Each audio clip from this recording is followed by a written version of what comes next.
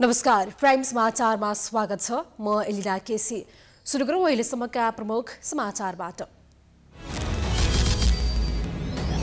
प्रतिनिधि सभाको बैठक आज बस्दै प्रधान न्यायाधीश विरुद्धको महाभियोगको प्रस्तावमाथि छलफल गर्न दिन र समय निर्धारण गर्ने कार्यसूची। नेपाली कांग्रेसको चुनाव केन्द्रित अभियान आजबाट सुरु। घर घर जाऊ कांग्रेस जिताऊ भन्दै नेताहरू गाउँ गाउँमा।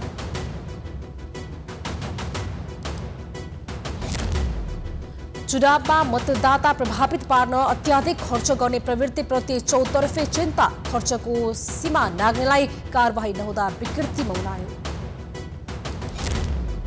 रुसी आक्रमणबाट हालसम्म 1300 युक्रेनी सेना मारिएको राष्ट्रपति जेलेन्स्कीको भनाई। करिब 600 रुसी सेना युक्रेनको नियन्त्रणमा रहेको दावी।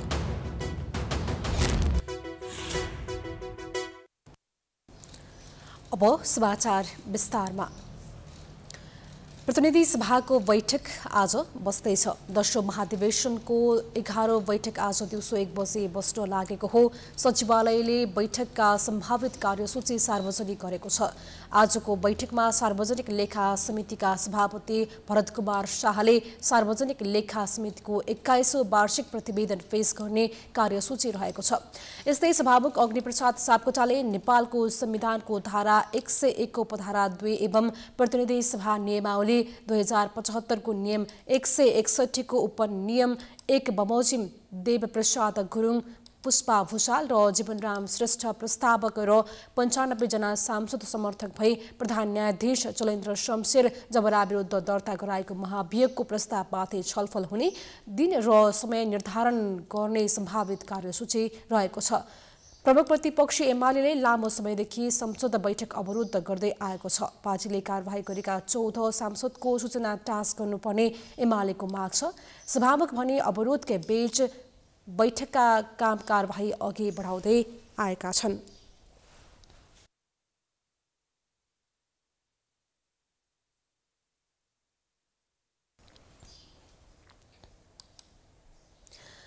सत्तारूढ दल नेपाली कांग्रेसले स्थानीय तहको चुनाव केन्द्रित अभियान आजबाट सुरु हुँदैछ।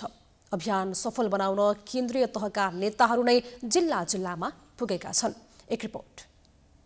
आगामी तीनै तहको निर्वाचनमा सबैभन्दा पहिलो दल बन्ने दाउमा रहेको नेपाली कांग्रेसले अन्य दलभन्दा एक कदम अगाडि नै चुनावी अभियान सुरु गर्न लागेको छ। स्थानीय निर्वाचन लक्षित 1 महिने अभियान सुरु गर्ने तयारी गरेको नेपाली कांग्रेसले केन्द्रीय सदस्यलाई जिल्ला जिल्लामा खटाएको छ। हामीले वडा टोलसम्म नै पार्टीका साथीहरूलाई परिचालन गर्ने र पार्टी पंक्ति एकताबद्ध भएर चाहिँ खडा हुने र नेपाली कांग्रेसको उम्मेदवारलाई विजय गराउने यो हाम्रो लक्ष्य हो।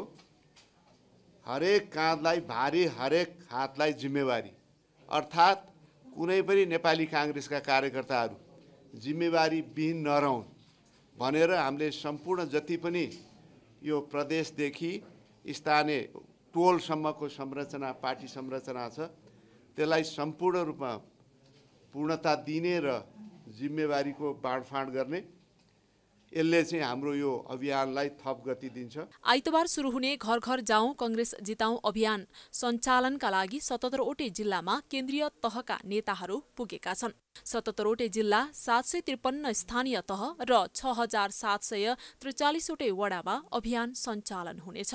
अभियान अन्तर्गत कांग्रेसको नेतृत्वमा विगतमा हासिल राजनैतिक र आर्थिक उपलब्धि जनसमक्ष विस्तारित रूपमा राख्ने, एमसीसीका बारेमा जनतालाई जानकारी गराउने योजना कांग्रेसको छ। त्यस्तै केन्द्रबाट निर्धारित अभियानलाई व्यापक रूपले सफल बनाउन सम्पूर्ण एकता साथ परिचालित हुने र आफ्नो समिति अन्तर्गतका पदाधिकारी र सदस्यहरूलाई सम्बन्धित वडामा अथवा आवश्यकता अनुरूप फरक फरक वडामा परिचालन गरिनेछ। 3 तहको चुनाव छ, स्थानीय चुनाव, प्रदेश र संघको चुनाव। तीनै तहको चुनावको लागि हामीले आफ्ना तयारीहरू, के एजेन्डाहरू, के विषयवस्तुहरू लिएर हामी देशभरका सबै जनताको घर दैलोमा पुग्छौँ। नेपाली कांग्रेस हरेक जनताको घर दैलोमा पुग्छ र सबैको मन जित्ने अभियानमा सरिक हुन्छ। मन जितिसकेपछि मत जित्नका लागि अप्ठ्यारो छैन भन्ने कुरा हामीलाई थाहा छ। त्यसकारण जनताको मन जितेर मन जित्ने अभियानको सुरुवात हामीले गर्दैछौँ। अभियान व्यवस्थित र प्रभावकारी बनाउन पार्टीको सबै तहमा अनुगमन समिति गठन गरिने र समितिले कार्यक्रमको कार्यान्वयन अनुगमन तथा कार्यान्वयन पश्चातको प्रभाव समेतको विश्लेषण गरेर पार्टीलाई सुझाव दिनेछ। 1 महिने अभियानले गाउँ गाउँमा कार्यकर्तालाई उत्साह थप्नेदेखि कांग्रेसलाई नयाँ ऊर्जा दिने पनि पार्टीले अपेक्षा लिएको छ। समाचारको सिलसिला जारी छ, हामी विश्राम पछि आउँछौं। बाँकी समाचारको साथमा विश्रामपछि स्वागत छ। अब बाँकी समाचार। जनता समाजवादी पार्टीको संघीय परिषदको बैठकमा संघीय परिषद अध्यक्ष डाक्टर बाबुराम भट्टराईले राजनैतिक प्रतिवेदन पेश गरेका छन्। प्रतिवेदनमा सबैजसो दलहरूको बारेमा टिप्पणी गरिएको छ। एक रिपोर्ट। जनता समाजवादी पार्टीको संघीय परिषदको बैठकमा परिषदका अध्यक्ष डाक्टर बाबुराम भट्टराईले राजनैतिक प्रतिवेदन पेश गरेका छन्। प्रतिवेदनमा पार्टीका केन्द्रीय समिति र जनवर्गीय संगठनका नेताहरूले पूर्णकालीन रूपमा पार्टीको काम गर्नुपर्ने प्रस्ताव राखेका छन्। 23 पृष्ठ लामो राजनैतिक प्रतिवेदनमा भट्टराईले जसपामा व्यक्ति होइन पद पूर्णकालीन हुनुपर्ने प्रस्ताव राखेका हुन्। यस्तै प्रादेशिक र स्थानीय पार्टीका पदाधिकारीले पनि पूर्णकालीन सरह समय दिनुपर्ने भन्दै उनले पार्टीको महत्त्वपूर्ण पदमा पनि रहने र निजी तथा व्यक्तिगत काममा नै व्यस्त रहने हो भने पार्टी कामले गति नलिने बताएका छन्। जसपाले एक गैर भौगोलिक सहित 11 प्रदेशको संघीयताको एजेन्डालाई अझ बलियोसँग उठाउनुपर्ने बताएका छन्। प्रतिवेदनमा भट्टराईले नेपालका सबै कम्युनिस्टहरू एउटै पेन्सिलका फरक फरक टुक्रा रहेको टिप्पणी गरेका छन्। प्रतिवेदनमा नेकपा एमाले, नेकपा माओवादी केन्द्र, नेकपा एकीकृत समाजवादी ठूला कम्युनिस्ट समूह रहेको उल्लेख गर्दै साना कम्युनिस्ट पार्टीमा नेमकिपा र नेकपा मसालको मोर्चा संगठन राष्ट्रिय जनमोर्चाले संसदमा प्रतिनिधित्व गर्ने र संसदमा नभएका नेकपाका अन्य घटकहरू वैद्य, विप्लव, आहुति, माले आदि अनेक समूहहरू रहेको र यी सबै समूहको विचार र उत्पत्तिको आधार एउटै रहेको जिकिर गरेका छन्। कांग्रेस र कम्युनिस्टको ब्रान्ड नेम बाहेक कांग्रेस र एमालेको नीतिमा भिन्नता पाउन गाह्रो रहेको उल्लेख गर्दै अध्यक्ष भट्टराईले कांग्रेस र एमाले एउटै सिक्काका दुई पाटा जस्तै रहेको टिप्पणी गरेका छन्। उत्पीडित राष्ट्रियताको पहिचान, अधिकार र मुक्तिको प्रश्नमा शासकीय स्वरूप र निर्वाचन प्रणाली परिवर्तनको प्रश्नमा माओवादी, कांग्रेस र एमाले भन्दा थोरै लचिलो र उदार देखिएको उल्लेख गर्दै अध्यक्ष भट्टराईले यी सवालमा पनि माओवादी केन्द्रले अवसरवादी नीति अख्तियार गर्ने गरेको प्रतिवेदनमा लेखेका छन्। केपी शर्मा ओलीको असंवैधानिक संसद विघटनसँग विमत्ति राखेको एमालेबाट फुटेको दल भएको हुँदा नेकपा एकीकृत समाजवादीको विश्लेषण पद्धति आधारभूत रूपमा एमालेको जस्तै रहेको उल्लेख गर्दै उनले यो दलले कुन बाटो रोज्छ, यसको राजनैतिक भविष्य के कस्तो हुन्छ अझै केही समय पर्खेर हेर्नुपर्ने अवस्था रहेको उल्लेख गरेका छन्। एमसीसी प्रकरणमा माओवादी, एमाले र नेकपा एकीकृत समाजवादी पार्टीले चरम अस्थिरता, अवसरवाद र द्वैध चरित्र प्रदर्शन गरेको आरोप लगाउँदै अध्यक्ष भट्टराईले देशको अन्तर्राष्ट्रिय सम्बन्ध, राज्यको विश्वसनीयता र प्रतिष्ठा, भूराजनीति र विकास जस्तो गम्भीर र संवेदनशील विषयमा समेत सस्तो राजनीति गरेको आरोप लगाएका छन्। नेपालको कम्युनिस्ट आन्दोलन कुहिरोको काग जस्तो बन्न पुगेको उल्लेख गर्दै उनले एकातिर उनीहरूले मार्क्सवाद, लेनिनवाद, माओवाद प्रति शाब्दिक निष्ठा व्यक्त गर्न छाडेको छैनन् भने अर्कोतिर यी विचारको विश्व सान्दर्भिकता, व्यावहारिक प्रयोग र प्रयोजनशीलता बारे व्यापक अन्योल, अविश्वास, निराश र हीनता भाव व्याप्त रहेको टिप्पणी गरेका छन्। राष्ट्रिय प्रजातन्त्र पार्टी रूढिवादी धारको प्रतिनिधि दल भएको उनले आफ्नो प्रतिवेदनमा लेखेका छन्। पुराना शासक वर्ग र परिवार राणा शाह र पञ्चहरूको विरासतको गर्वबाट यो दलको उदय र अस्तित्व कायम भएको भन्दै उनले जनतामा निहित धार्मिक भावनाको राजनीतिक दोहन गरेर शक्तिमा फर्किन चाहने यो दल पछिल्लो चुनावमा निकै कमजोर भएको टिप्पणी गरेका छन्।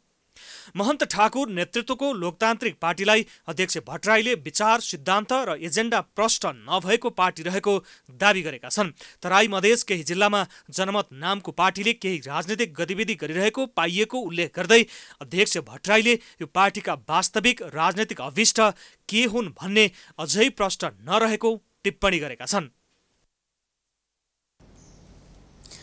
निर्वाचन आयोगले आसन्न स्थानीय तहको चुनावका लागि खर्चको सीमा त तोक्यो, तर त्यसको कार्यान्वयनको बाटो कस्तो हुने हो भन्ने चौतर्फी चासोको विषय बनेको छ। आयोगले तोकेभन्दा कयौं गुणा बढी खर्च हुने गरेको छ। खर्चका सवालमा अनुगमन नहुँदा चुनावी खर्च मितव्ययी बन्न सकेको छैन। एक रिपोर्ट। निर्वाचन आयोगले आसन्न स्थानीय तहको निर्वाचनका लागि जनप्रतिनिधिले खर्च गर्न पाउने खर्चको सीमा तोकेको छ।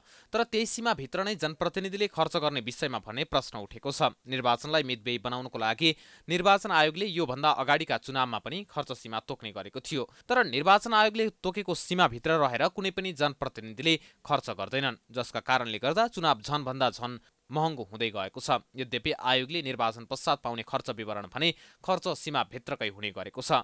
तर नियमित अनुगमन नगर्दा र त्यही प्राप्त विवरणलाई मात्र विश्वास गर्दा चुनाव महँगो हुँदै गएको विश्लेषण हुन थालेको छ। हरेक चुनावमा निर्वाचन आयोगले मजाक गर्ने गरेको हुन्छ। जुन प्रकारको खर्चको सीमा तोकिएको छ त्यो एउटा कुनै लाज ढाक्नेसम्म पनि काम यसले गरिरहेको हुँदैन। यद्यपि समाजमा यति विसङ्गति यति विकृतिहरू छन् कि यो सीमा नतोक्ने हो भनेदेखि मनपरी खर्च गर्न दिने हो भनेदेखि झन् विकृति र विसङ्गति र भ्रष्टाचार बढ्न सक्छ। सीमा तोकिनु पर्दछ। तर सीमा कसरी नागियो, पालना भयो कि भएन विषयमा अहिलेसम्म पनि एउटा उम्मेदवारले जुन लेखेर दिएको हुन्छ त्यसलाई नै मानेर स्वीकृत गर्ने काम बाहेक कसैमाथि कारबाही भएको प्राय पाएको छैन। त्यसो त चुनाव महँगो हुँदै जानुमा हाम्रो समाज, मतदाता, उम्मेदवार र स्वयं आयोग दोषी भएको विश्लेषक बिरही बताउँछन्।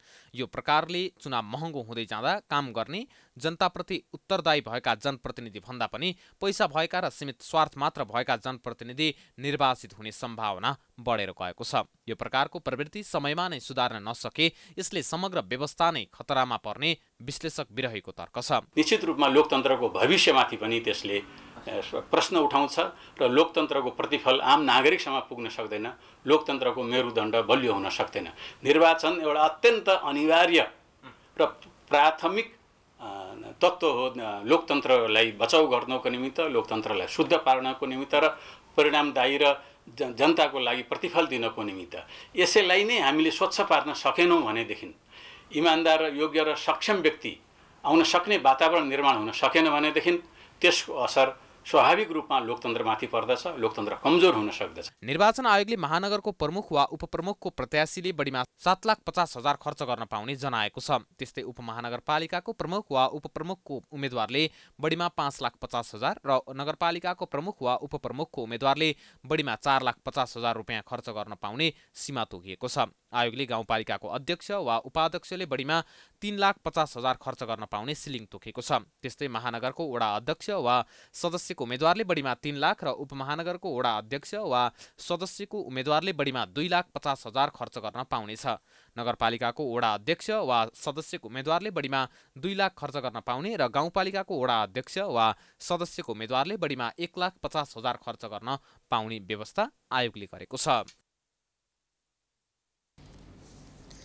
समाचारको सिलसिला अझै जारी छ। हामी विश्रामपछि आउँछौँ। बाँकी समाचारको साथमा गर्वैदेखि बलियो सुगर्व सिमेन्ट। विश्रामपछि पुनः स्वागत छ। अब अन्तर्राष्ट्रिय समाचार।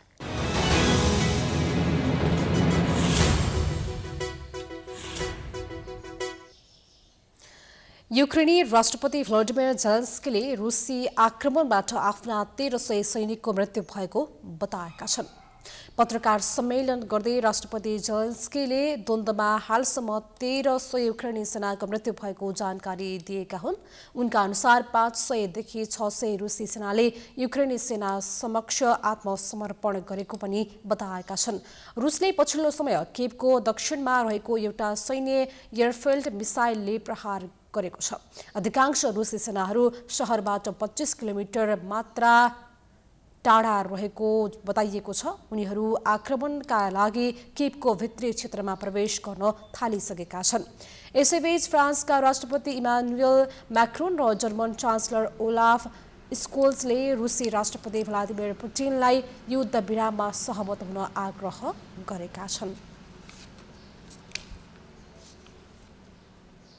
अब खेलकुद समाचार।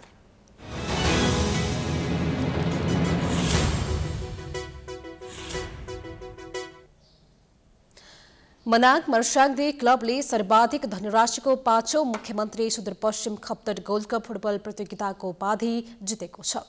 धनगढी रङ्गशालामा शनिबार भएको फाइनल फ्रेन्ड्स क्लबलाई 3-1 गोल अन्तरले हराउँदै मनाङ च्याम्पियन बनेको हो। मनाङलाई जित दिलाउन दिनेश राजवंशी, आजिफ ओलावाले र मौसा अवागानाले 1-1 गोल गरे। फ्रेन्ड्सका जमुल एन्थोनी फ्रान्कोइसले 1 गोल फर्काए। मनाङले दोस्रो पटक खप्तर गोल्ड कपको उपाधि जितेको हो। उपाधिसँगै मनाङले 21 लाख नगद प्राप्त गरेको छ। उपविजेता बनेको फ्रेन्ड्सले 10 लाख नगद प्राप्त गरेको छ। क्रिस्टियानो रोनाल्डोको ह्याट्रिकको सहयोगमा म्यान्चेस्टर युनाइटेडले जित दर्ता गरेको छ। हामी समाचारको अन्त्यमा आइपुगेका छौं। जाँदा जाँदै प्रमुख समाचार पुनः एकपटक। प्रतिनिधि सभाको बैठक आज बस्दै प्रधान न्यायाधीश विरुद्धको महाभियोगको प्रस्तावमाथि छलफल गर्न दिन र समय निर्धारण गर्ने कार्यसूची। नेपाली कांग्रेसको चुनाव केन्द्रित अभियान आजबाट सुरु। घर घर जाऊ कांग्रेस जिताऊ भन्दै नेताहरू गाउँ गाउँमा।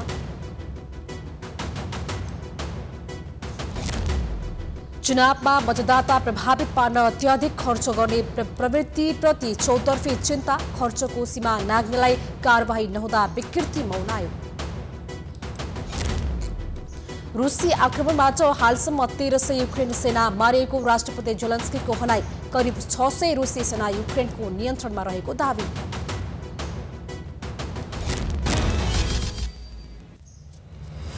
समाचार अहिलेलाई सकियो। हेर्दै गर्नुहोला प्राइम टाइम्स। नमस्कार।